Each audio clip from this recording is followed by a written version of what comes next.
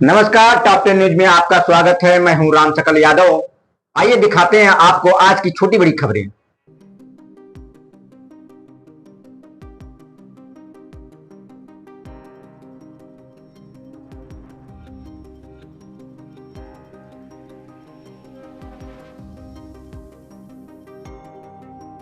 उत्तर प्रदेश सरकार के कैबिनेट मंत्री और सुभाषपा के राष्ट्रीय अध्यक्ष ओम प्रकाश राजभर ने अतरौलिया स्थित निरीक्षण भवन में आयोजित प्रेस वार्ता में विपक्षी दलों पर जमकर निशाना साधा। उन्होंने राज्य की राजनीति, महिला आरक्षण और प्रशासनिक मुद्दों पर खुलकर अपनी बात रखते हुए विपक्ष के आरोपों को सिरे से खारिज किया।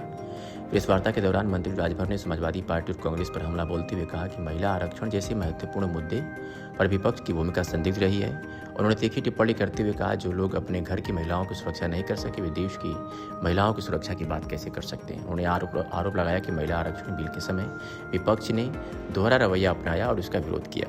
सरकार के भीतर प्रशासनिक खींचतान के आरोपों को खारिज करते हुए मंत्री ने स्पष्ट किया कि वह केवल एक सामान्य प्रशासनिक प्रक्रिया है। उन्होंने कहा कि अधिकारियों का स्थानांतरण तय नियमों के अनुसार होता है और इसमें किसी प्रकार की खींचतान नहीं। और क्या कुछ कहा, सुनिए।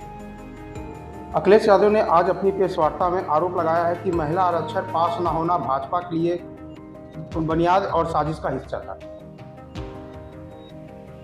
जब वो अपनी पत्नी की सुरक्षा नहीं कर पाए, मौलाना ने जब टिप्पणी किया, भद्र टिप्पणी किया, तो वो मौलाना के साथ खड़े हो गए। जो अपनी पत्नी का नहीं हुआ, वो देश की महिलाओं के साथ क्या हो सकता है। देश के प्रधानमंत्री माननीय नरेंद्र मोदी जी, गृह मंत्री माननीय अमित शाह जी, दोनों लोगों का सपना था कि 2029 में हम महिलाओं को रिजर्वेशन देकर उनको भी विकास, भारत के विकास के मुख्यधारा में लाने का प्रयास उनका था। और सदन के अंदर तो खूब लच्छेदार भाषण दिए कि हम महिला बिल के समर्थन में हैं, महिलाओं को आरक्षण मिलना चाहिए। जब महिला बिल पास होने के लिए जब वोटिंग हुआ, तो ये समाजवादी पार्टी, कांग्रेस गठबंधन के लोग ये फिर विरोध में उड़ दिए और आज अपनी जीत बता रहे हैं। इनका खामियाजा मिलेगा जब चुनाव आएगा ना, तब इनको समझ में आएगा कि ये क्या हो रहा है। अखिलेश यादव ने आज प्रशासनिक स्तर पर हो रही उठापटक और मुख्य सचिव के रिश्तेदार को हटाए जाने वाली घटनाओं पर सवाल उठाया है। देखिए, उनके जिम्मे दुइया काम है, एक ट्वीट करना, एक प्रेस वार्ता करना। इसके अलावा कुछ बचा नहीं है। वो शुद्ध रूप से भारतीय जनता पार्टी के सहयोगी दल हैं, अलग जरूर हैं, लेकिन उनका दिल भारतीय जनता पार्टी के साथ है।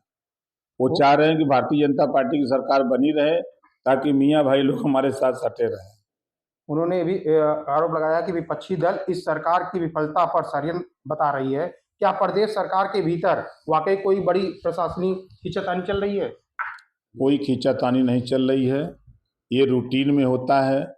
जो डीएम और एसपी लंबे समय तक जिस जिले में रहते हैं, फिर उनको दूसरे जिले में भेजा जाता है, दूसरे जिले को फिर काम दूसरा दिया जाता है। ये रूटीन में होता रहता है। उनकी निगाह में अपने गिरबान में झांक के देखें, जब उनकी सरकार थी तब वो क्या करते थे। उनके यहाँ तो ट्रांसफर पोस्टिंग जो है धंधा बन गया था। ट्रांसफर कराओ, माल दो, जाओ। ये समाजवादी पार्टी के नेता घूम घूम के गांवों में प्रचार करते थे कि सिपाही का ट्रांसफर हो, होमगार्ड के ट्रांसफर तक कराने की ठेका ले रहे थे घूम घूम के। उन्होंने भी कहा है कि जो सरकारी तंत्र की प्रणाली पर सवाल उठाया है, क्या ये सिर्फ राजनीति आरोप मानकर आप खारिज करेंगे कि इस पे कोई ठोस स्पष्टीकरण आप? देखिए, वो जो आरोप लगा रहे हैं उनका आरोप बेबुनियाद है। जब उनकी सरकार थी तो अभी सरकार की बात करें, अभी बीजेपी की सरकार है और समाजवादी पार्टी के गुंडे आज भी गुंडई कर रहे हैं। कहीं बाबा साहब की मूर्ति तोड़ रहे हैं, तो कहीं प्रजापति की बारात जा रही है तो मार के बारातियों को लौटा दे रहे हैं, तो कहीं बाबुआ साहब को घेर दे रहे हैं, तो कहीं राजभर जी को पीट दे रहे हैं। ये समाजवादी पार्टी के गुंडे गाना गा रहे हैं इस समय। तो आवेद सरकार सटा के कट्टा उठा ले रे, ये गाना गा रहे हैं। अखिलेश यादव लगातार पीडीए के एजेंडा को आगे बढ़ा रहे हैं और आज की प्रेस वार्ता में उन्होंने जनता की बढ़ती पीड़ा भी जिक्र किया है। गठबंधन के साथी और मंत्री के तौर पर आप क्या कहना चाहते हैं? देखिए, जिस पीडीए की वो बात कर रहे हैं, वो एक गाना गाया था कि लेकर नाम नसीबों का, चूसा खून गरीबों का। तो ये लेकर नाम पीडीए का ये खून चूस रहे हैं, अति पिछड़ों का, मुसलमानों का, दलितों का, सामान्य वर्ग का, सबका ये खून चूस रहे हैं। ये पीडीए की परिभाषा अभी तक इनकी सही नहीं निकल पाई। अभी तो 8 दिन पहले शुरू किए कि इससे आधी आबादी हो गई है। अब अगड़ा भुला गए, अल्पसंख्यक भुला गए। अब पीडीए का असली फार्मूला है कि उनके परिवार में अभी 5 गो सांसद हैं और बढ़ाना चाहते हैं। परिवार डेवलपमेंट अथॉरिटी लागू करना चाहते हैं, गुमराह कर रहे हैं पीडीए के नाम पर। 5 साल वो सत्ता में थे खुद अखिलेश जी। 5 साल में अपनी जाति को बढ़ाया उन्होंने। किसी नाई को बता दें, किसी गुण को बता दें, किसी प्रजापति को बता दें, किसी विश्वकर्मा को बता दें, किसी राजभर को बता दें, किसी चौरसिया को बता दें, जायसवाल को बता दें, गुप्ता को बता दें, किसी सोनकर को बता दें, निषाद बिंद केवट मल्ला माझी मजवार तुरा तुरैया को बता दें, जुल्हा दुनिया अंसारी साईं दर्जी फकीर, किसी को बता दें जिसको बढ़ाने का काम ये किए हों। आखिरी सवाल ये है, वो अपने आज प्रेस वार्ता में कहा कि 300 यूनिट फ्री देने की बात कहें। देखिए, जब उनकी सरकार थी, वो खुद 5 साल मुख्यमंत्री थे, तब गांव में 5 से 6 घंटा बिजली मिलती थी। शहरों में 8 से 10 घंटा बिजली मिल पाती थी।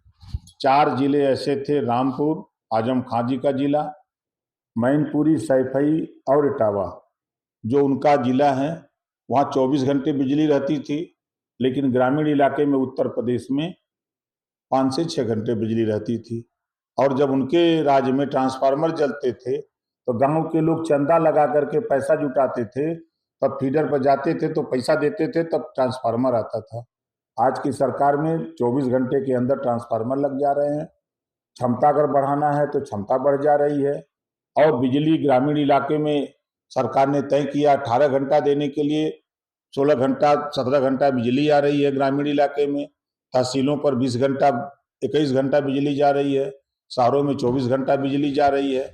तो ये घबराए हुए हैं, सत्ता के लालच में ये कुछ भी बोल जा रहे हैं कि हमको कैसे देश की जनता, प्रदेश की जनता हमको वोट दे दे, हम जल्दी मुख्यमंत्री बन करके अपनी बिरादरी को हम आगे ले जाएं, हमारी बिरादरी के लोग पीटना शुरू करें। जो प्रदेश की जनता में जो बहुत बोल रही है जनता, उसको पीटें, उनको मारे, गुंडागर्दी करें, लूटपाट करें, थाने पर 420 करें, दलाली करें, उनके लोग इसके लिए परेशान हैं। सर्वोदय पब्लिक स्कूल आजमगढ़ में आपका स्वागत है, जहां हर दिन एक नई शुरुआत होती है।